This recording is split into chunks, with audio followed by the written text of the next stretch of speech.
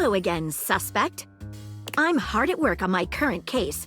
I've been hoping for a breakthrough. Sometimes I get so wrapped up that I start seeing everyone through the lens of a mystery. I am Maggie M. Glassbury at your service. Perhaps you've heard of me? I've acquired a modest reputation as a result of some of my previous work.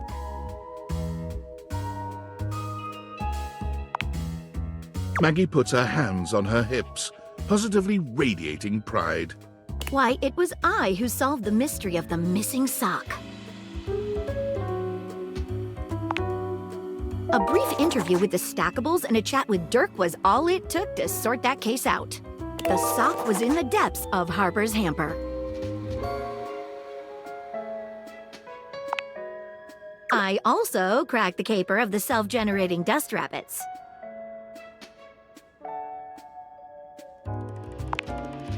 Static electricity.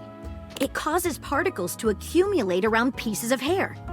Your hair, to be exact. They form undisturbed, in-dead air pockets. That's why they hang out under the couch. It matched the evidence, and I ruled out every other possibility. By the power of deductive reasoning, I determined that you were, in fact, the culprit. I pride myself on that. Lately, I've been taxing my lens to the utmost on a very interesting case. I'm trying to get to the bottom of a mysterious love letter. It was delivered to Dorian last night. At approximately 2 a.m., an unknown suspect dropped off a letter for Dorian. Upon opening it, Dorian discovered that it carried clear romantic intent. That is to say, it was asking him out. It described how his protective yet gentle presence had won over the writer's heart. If interested, he was to write back as soon as possible. Here's the catch. The letter wasn't signed with a name, just a monogram. Though he might be hesitant to admit it, Dorian was quite taken by the letter. He isn't certain whether he wants to write back until he knows more.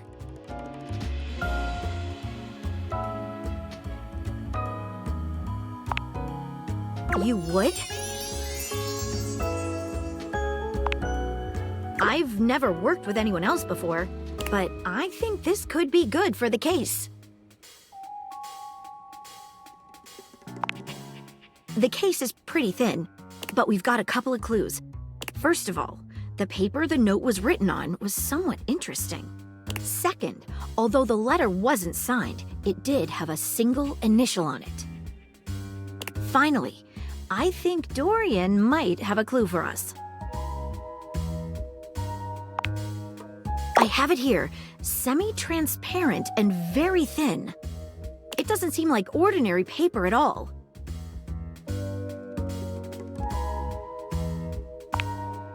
She gives the paper a careful test snip. Cuts just like normal. What else should we try with the paper?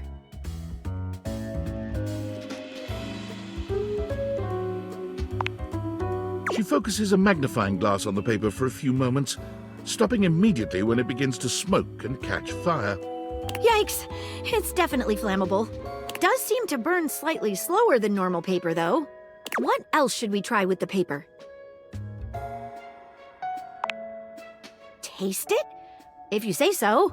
She carefully dabs a corner of the paper against her tongue. How interesting. It's edible and tastes slightly starchy. What else should we try with the paper? She dips a corner of the paper into a small glass of water. Look at that. It dissolved. What else should we try with the paper? What should we look at next?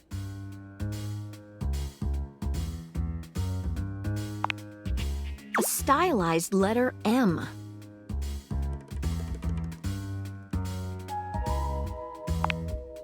Seems likely. What should we look at next? Hello there, you two. Good to see you, Dorian. I've enlisted our friend here to help solve the case of the mystery letter. Splendid idea. Can you repeat what you said to me earlier? About the smell you noticed? Right. Well, when I first opened the letter, I caught the faintest whiff of what I think was truffle. Strange, no? Good luck. Let me know if you happen to figure out who it was from. I'm not one for love, but I am one for truffles. And friendship. What should we look at next? I've narrowed it down to 4 suspects. Penelope, Mitchell Lynn, Matteo Monta, and Freddie Yeti. Who do you think it was?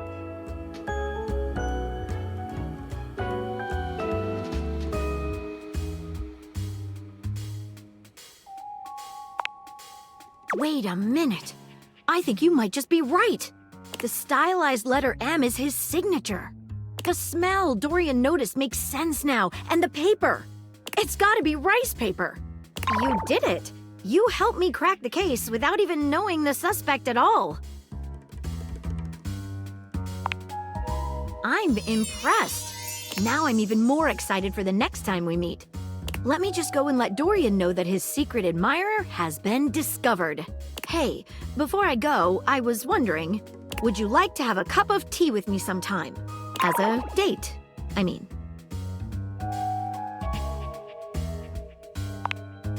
Maggie lets out a girlish squeal. Amazing! Oh, yes. Calm down, Maggie. The human could still be a suspect of any sort. See you again soon, compatriot in crime.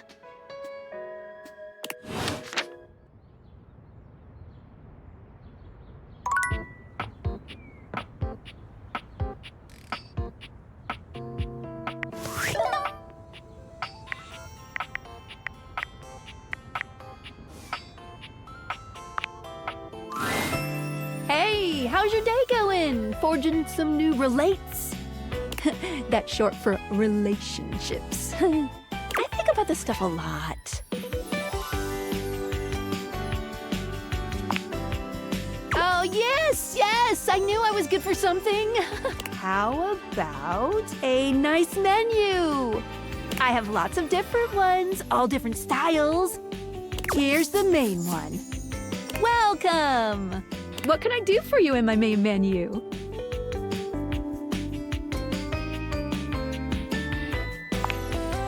Oh, let's. There's lots I can chat about. Me?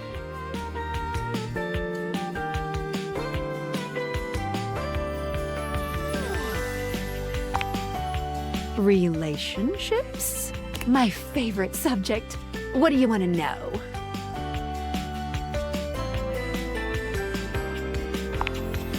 Oh, you want to date me, eh? It's possible, you know. You just have to, ask me about myself. Not in this menu, silly. I prefer not to be that obvious about it. I like to be wined and dined. It's the chat menu. What do you need?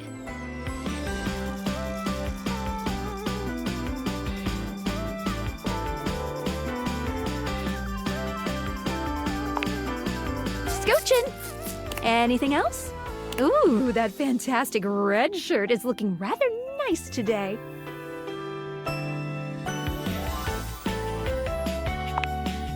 Oh, yeah, I'll miss you.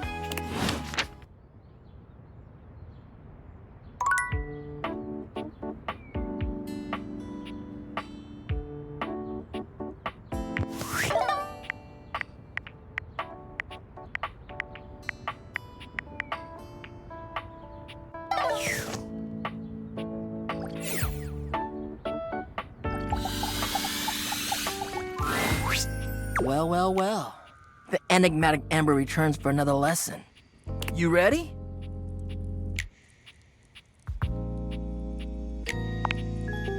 Nice! We're gonna stick with getting to know you, but it's time for a new kind of icebreaker. As you might know, ice sucks. So we gotta break it. First off, what's the worst way to get someone's attention?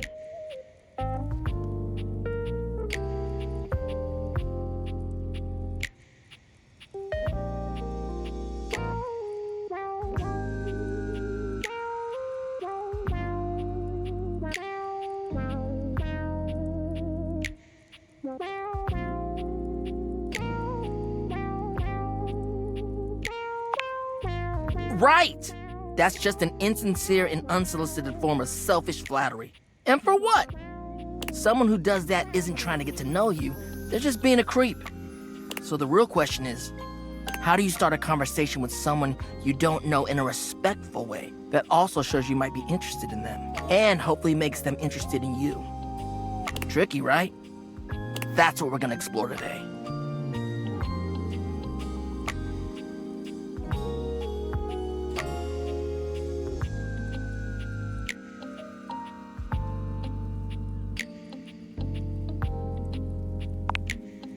You ain't lying. I am fire after all, a flaming hot, hopeless romantic. You know what I've seen? How many proposals I've warmed? First date flirting in the living room, Valdiva flicks and chills, wine night cuddle sessions, bearskin rug rubdowns. Let's just say I've done my research on this sort of thing.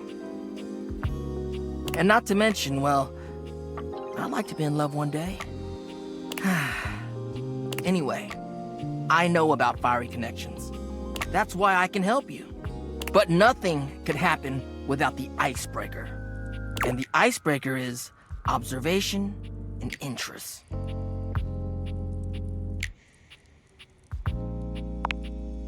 Right. It might seem basic, but first you gotta notice them. But not just that. You can't be like, oh, they're hot, I'm gonna go talk to them. Nah, yo, you gotta really take them in. What's their demeanor? How do they look? Are they with someone? All that and more. Then, use the information you glean to guess what they might be interested in, and lead with that.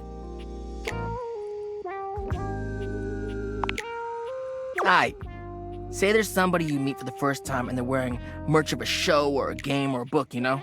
What do? Maybe compliment them on it, right? But what could you immediately follow that compliment up with that's even better?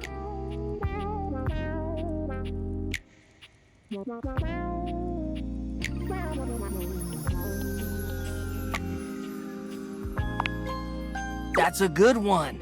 Smile, gently ease into the topic, and you can build a great rapport with them really quickly. So, you learn about, or even better, share in their interest. Make them excited about it. Start that connection by talking with them about what brings them the most joy. What better way to build a friendship?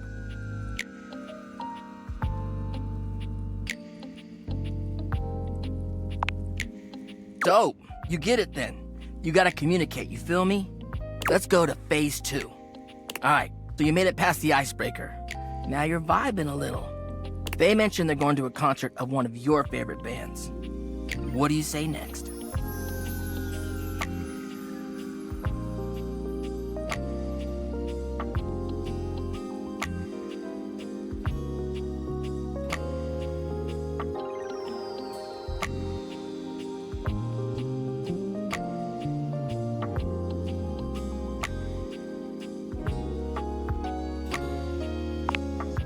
That's what I'm talking about, playa. Keeping it nice and casual and taking an interest while showing interest. Smooth.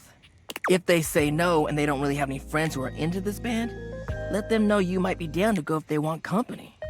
If they say yes, maybe just tell them you're stoked for them. Don't want to seem pushy or self-inviting. Get to know them before getting too personal. You know, build up to it.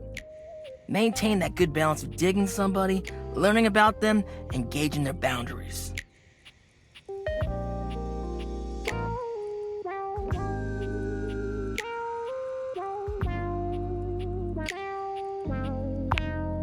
It is, homie, it is. But you can do it. Anyway, that concludes your lesson for the day. See you around for the next one? Alright, next. Until then.